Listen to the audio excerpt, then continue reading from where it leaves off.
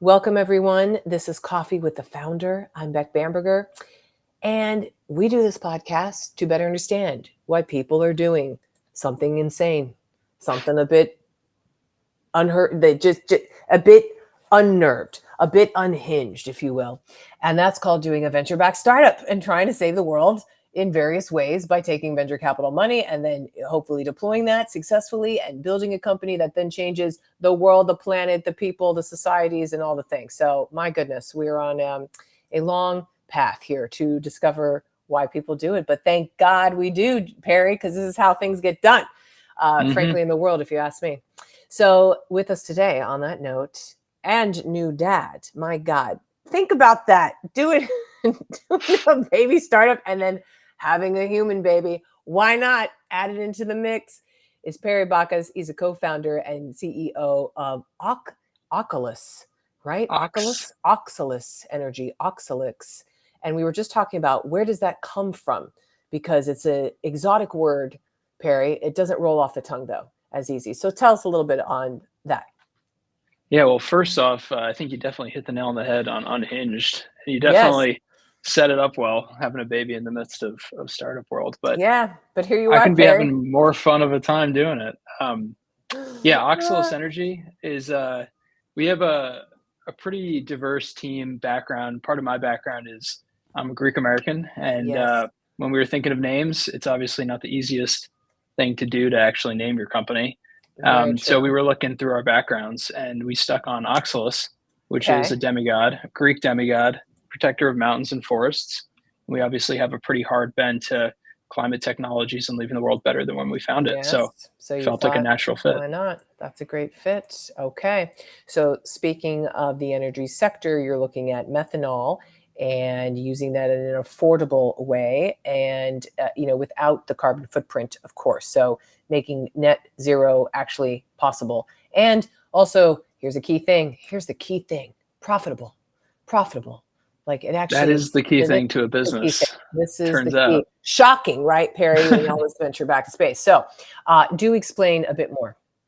Yeah, so there's a few things to explain. One is methanol itself, which is a platform chemical. It's probably one of the most widely used hydrocarbons in the world that nobody's ever heard of. It's a C1 chemical, so there's one carbon molecule. It's energy dense. It's a liquid at room temperature and pressure, and you can very easily turn it into just about anything. So it's in shampoos, it's in adhesives, it's in everything. It goes to marine fuel and jet fuel. It's a building block effectively. So we chose that molecule for a few reasons. One is because we have cost advantage tech to actually make it, and we can talk about that if you'd like. But two is because it has flexibility and it's a liquid, meaning that you can upgrade it, you can move it around, and you can really unlock decarbonization of sectors that need hydrocarbons, sectors like shipping, chemicals, and aviation. And why or who is doing this? I mean, you all, but like why, I guess the better question is, why hasn't this been done before? What's going on? Well, people are trying to do it, and people are successfully making green methanol. So what makes it green is you take CO2 from the atmosphere, add some sort of hydrogen, and you can turn it back into a hydrocarbon, right? CH3OH is methanol. The way to do it today is to use high temperature and high pressure processes, add hydrogen. It's a multi-step process. Costs about 4 times the cost of fossil methanol. See, which is a problem. That's the problem. Yep. Yeah. And I know the pure viewers aren't going to be able to see this, but just for your benefit, this is an electrolyzer. It's a very simple reactor. And you put a catalyst where our catalyst is proprietary, and it captures the CO2 very lightly. On the other end of our reactor, water comes in, and we use electricity to pull hydrogen, so protons and electrons, off of the water. It recombines with the CO2 directly into methanol. We have the only catalyst that can do it in that process. And by using an electrochemical process, you're effectively doing surgery on molecules, which is a very high efficiency process to reconvert CO2 back into fuel. So when you were at Yale doing your MBA, just so recently, it wasn't that long ago, were you? No, it was not. It was only just last year you graduated, so congrats. Was this in your mind, and were you tinkering with this?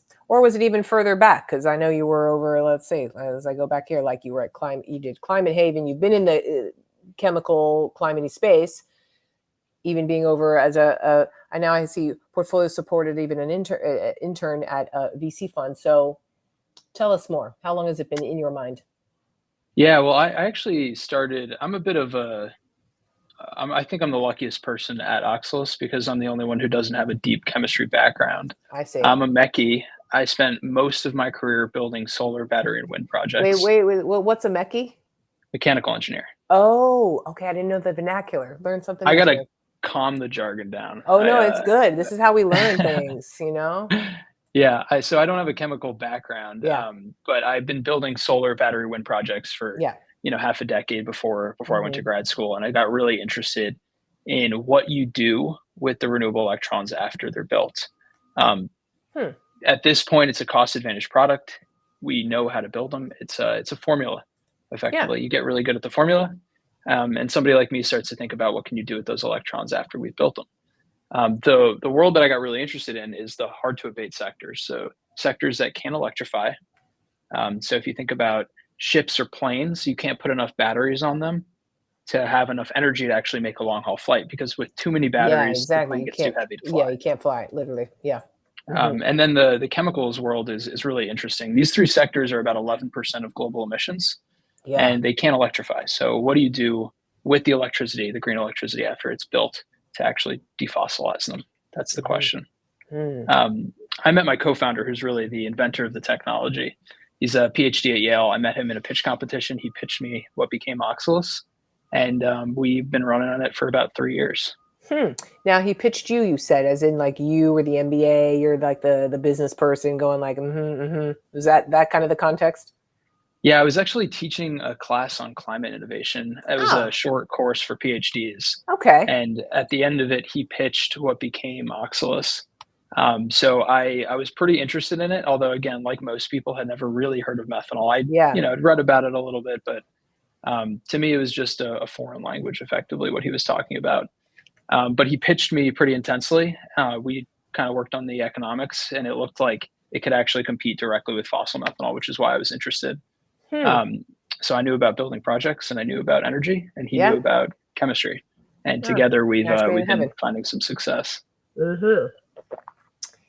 When was that conversation truly had? Like the actual, like, are we going to do this? Oh yeah, fall of 2022, he pitched me. So that was about 3 years ago, and probably February of 2023. We gave it a real shot. We won about 10 grand at a pitch competition, used it to buy some off the shelf electrolyzers. And very scrappy. The process worked. Yep. And that's when we knew we were in trouble, because electrolyzers are expensive, and we needed to find a lot more money to prove that it could work in a more meaningful way. So pitch competition circuit, raised about $150,000 around the country pitching, and then used that to make a proof of concept for our seed. So tell us more about that. So you went on the road show, and you were like, all right, we're showing up at all these like, tell us a little bit about that. Cause you don't hear that too often. Sometimes it's more like, I went to San Francisco, I saw my 8 VCs, and 2 of them said yes. So I went back home. Like, that's a big, so you were road showing it for pitch competitions. We work in deep tech, right? So I know, this that's little a reactor, different, for people who can't see it, it's probably about 3 inches 3 by by 3 3. inches. Yeah, exactly. This piece cost about $3,000 to buy off the shelf. And that's not including catalyst or lab space, lab time, any employees. So we were bootstrapped for about a year and change, year and a half almost, where I would go to pitch competitions at schools all over the country and pitch for between, $1,000 to $50,000. Wow. And you're trying to cover your costs, and you're maxing out your credit cards, and ultimately we were raising more than we were spending, which was enough to keep us afloat for a while. But the deep tech world is also hard to diligence. So you need real proof of concept, you need real products, and you need to, especially for us, we had really good deep tech investors like Azola Ventures or Foundry Toyota Ventures, and they do deep diligence, right? So they're looking at tech, and they're looking at results, and they want to see that you've laid the breadcrumbs for success. What did you learn from doing that road tour? And by the way, how many pitch competitions did you show up to? I don't have the exact number, but it was probably on the order of between 40 to 50 pitch competitions. Oh my God. Around the country? You were doing? Yeah. California, Texas, Arizona, Boston, New York, New Haven. Yeah, Oh, you name it, we went. We were wow. looking for Okay. cash wherever you can. Wait. So just from a logistical standpoint, Yeah. how did you, okay, and this is one of my questions that I like to ask on here, like, what did you hack, or what was your hack, or how did you do X? And in this case, I want to hear, how did you manage to do that? And Yeah. how? Well, I think the thing that people forget is being a student is one of the greatest hacks on its own, That's because we the could design hack. our course schedule. I got to skip as I mean, Yale's gonna hate to hear me say this, but I That's all got to right. skip as many You're out of classes there I now. needed to. Yeah. Yeah. You're like, I'm on tour. Um, I got to go. yeah, and, I was able to just kind of use my time however I thought was highest value, and Yeah. professors were really understanding. I think understanding that we would learn more on the road than we would in the classroom, Yeah. It was a and, glorified internship yeah, yeah, on the and road. we just, kind of ran to every accelerator we could, to every pitch competition we could. Didn't give up any equity in that period and just Hell yeah. bootstrapped together as much cash as we could. Wow. Okay. And in all, how long was this time wise? That time frame before the seed was from February of 23 to July of 2024. So Okay. more than a year. A while. Yeah. Yeah, That's a lot of road time. a Dang. lot of road time. Yeah. Dang. I do not, I'll have to fact check myself, but I don't think I've heard of someone like on a road tour like that ever before at this level. So hats off to you. Yeah. Damn. It's funny because you get to see the same people. So I know a bunch of people who've done exactly what I've done. Oh, it's probably like those Renaissance fair people, which I don't participate in, but I'm sure Yeah. they see they're like, oh, you again, like you're selling my hats and I'm selling my like piece of meat on, I don't know Renaissance fair, but like that was the first thing I thought of was like Yeah. those little niche groups are like they all Oh circling yeah. around We're the same. we're all dressed in tights and, Oh yeah. eating the local food. What's cool about that and another hack is you get What an to interesting community, actually. yeah. Yeah, you get to know who's really good at it, and you get to watch a lot of companies fail, which is hard Mhm. to watch because you're full of fear as well, because you're not Yep. sure if you're going to get to the results you need. But you get Mhm. to watch the people who are making it, and you get to learn from them. And Mhm. then all of a sudden, you find yourself all at the seed level, and you're And you're then like, going wait, through I'm the same yeah. communities again. Was there ever times too where one of them that you knew, like they won that round, and then you'd go to the next thing, like I won that round, and that type of thing? Yeah. I Yeah, will say I'm not so proud with how competitive I got in those pitch competitions. It Perry, really brings of out that course, competition. of It course, really does. of course, naturally. Well, this is how you know you're built for this, I would say. Hmm. Okay. Yeah. So, in summary, I'd say your hack is being a student and using that to your full advantage. Yeah. Yeah. Okay. Everybody should. It's the best time. It, by the way, anytime you could say you're a student, oh my gosh, I was using that for my PhD program when I was like, oh, here I am as a student. Give me the student discount for $2 off. Thank you so much. Like, yeah, use it. Use it. Yeah. You can get away with quite a lot. Nothing like that edu email. Hmm. Oh, okay. So in the midst of this, Perry, you also had a baby. Where'd this come in to play? Yeah. Well, I got engaged right before grad school, got married right after, Got you. So signed my term okay, sheet right great. before I left for my wedding. And we had a Lining it baby. up. Yeah. We had a baby about a year after we closed our round. So, Wow. Um, we've been really, really smart with the money because we know Of the course. market is the way it is. Mhm, So we're in a good spot to kind of mhm. keep pushing, and plenty of runway left. But I did have a baby about 12 months, 13 months into our runway, which was, um, yeah, I mean, Wild. a hilarious kind of addition to all of this. Well, you're in it, so it's kind of an unfair question. Be like, oh, so how have you learned from it or anything? But you're in it. You're in the storm. How are you surviving, frankly? Um, Pretty well. I mean, I think the beauty of this lifestyle is that you don't get into it unless you really love to do it. So Very I true. don't I don't mind work, and I think having a baby really clarifies your priorities. So really streamline your thinking and kind of pushes everything that's not important to the background. Maybe that's your other hack, Perry. Have a baby. Clarifies. I've been saying that a lot to all my friends, but they're not taking me up on it right now. No, there's some logistics involved, of course. But yeah, we have a lot of parents at BAM, particularly moms, and yeah, gets real clear. Also, efficiency really helps hone that efficiency because you don't have bandwidth for BS, frankly. That's a great way to say it. And I also don't want to waste a moment at work, and I have plenty of work to do. So I'm putting a lot of good products out right now. Exactly. Oh, okay. Well, it may be an easy tee up then for this question, Perry, and we have many more other questions here to ask, but one that I do want on this podcast, Ramel is hearing to me right now, probably like, yeah, because I want to see what the qualitative information will shake out to. But who are you becoming and why? Besides more efficient. That's I think yet to be seen. I mean, I definitely am evolving, and I think part of this process, every 2 years you have to evolve into a brand new person effectively.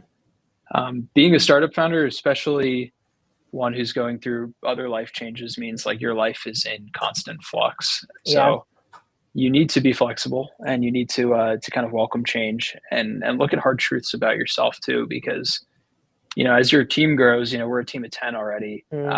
My decisions impact a lot of people's lives. So I need to make sure that I'm doing it well. I've got good feedback loops, and I'm not denying those feedback loops the attention that they deserve. So I can't say that I know quite who I'm becoming, but I'm definitely becoming something. Perhaps the alternative question then is, who are you no longer? Yeah. Wow. Another good question. Our dinner parties that we do, Perry. So we're up for these lovely deep questions. But who are you not anymore? Well, I'm definitely not somebody who's full of insecurity, I think is probably the best way to say it at this point. I am not afraid to make mistakes, and I'm not afraid to be called on those mistakes. I'm trying to push in the right direction. I've got a really good group of people around me, and I'm trusting of them, and I'm trusting of when they tell me that I'm wrong, and I'm trusting in myself when I make a decision. There's a lot of, I think, doubt that comes along this journey. And you start to see a track record, and you start to see where your instincts have served you and where they failed. And I think you start to pick up on the the indicators that you might not be the best person to make a certain decision, and you start to learn when to lean on people, when to lean on yourself. So I think maybe insecurity is a part of that. I don't know exactly what the fully encompassing idea is, but I'm somebody who's learning to trust themselves and my instincts a little bit more. Man, nothing like intuition. This is it's a real thing. It really is. And I'm fascinated by, we don't have time to get into the whole thing, but like, how do you even hone intuition more? I have a chess instructor of many years, and he's like, you're super intuitive player. Like I always will get the right move, but then I overthink the thing or whatever. And just fascinating how like something in you knows, and this is the book like Blink by if you're by Adam, not Adam, who wrote Blink? Not Adam Grant. Let me fact check myself. Who wrote Blink? But just that, it's basically just, yes, did it? No, he wrote it, no, he wrote Think Again. Okay, never mind. Blink, though, is a book is just like that, that Malcolm Gladwell. Just when you're like, oh yeah, I could spot a fake, right away of an art. Or I just know instinctively this is a great person, whatever it is. So yeah, there's another one, Siddhartha by Hermann Hesse. He's got a portion in it where he talks about the bird on your shoulder that's chirping in your ear, and you're good at ignoring it for a long time, but once you start to learn to listen to it, you can start to learn the direction it's pointing you in. It's about listening to yourself, which isn't always easy. Yes. Perry, we'll end it there. Listening to yourself. How do we do that more? ... We'll think about it more. But Perry Bakas, thank you for being here today. You're co-founder and CEO of Oxylus Energy. Did I get it? Great. Boom. Man, that I'm just thinking of that tour, that tour you did. Hats off. And now that, you know what, that Perry, that's why you have a kid now and running this, because you already did like a national tour for a year and a half, like no big deal. You're good. You're Yeah, good. this You got somehow the doesn't training. This feel is easier, easy. but it feels like I'm a little more You got settled this. into You got this. it. Oh my God. Thank you, Perry. Thanks for being Well, on. thanks for having me back.